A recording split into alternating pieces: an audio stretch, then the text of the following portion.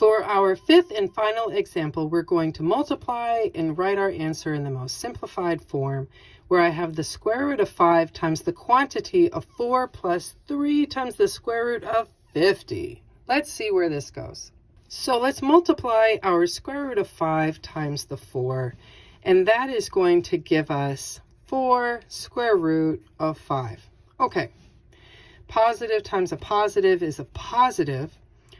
Now I have a 3 out in front of this root. So I don't have a number in front showing, I don't have a coefficient showing in front of my 5. You could understand that to be a 1. Sure, no problem there at all.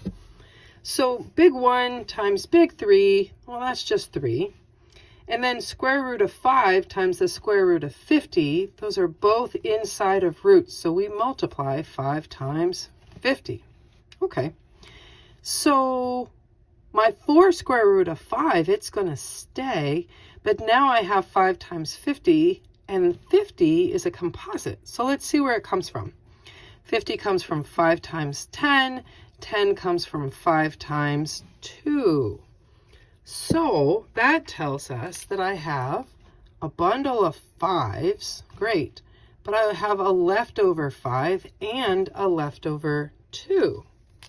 As a result, that means that I have my original term of 4 square root of 5 plus my coefficient of a 3 that's already sitting out in front, waiting to be used.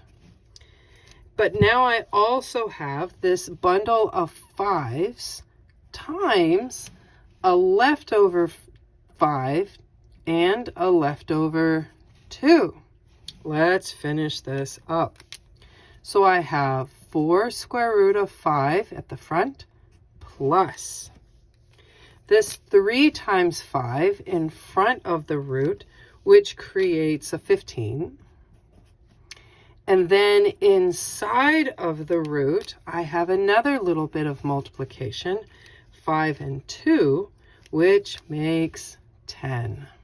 So my final simplified answer ends up being 4 square root of 5 plus 15 square root of 10. And there you go.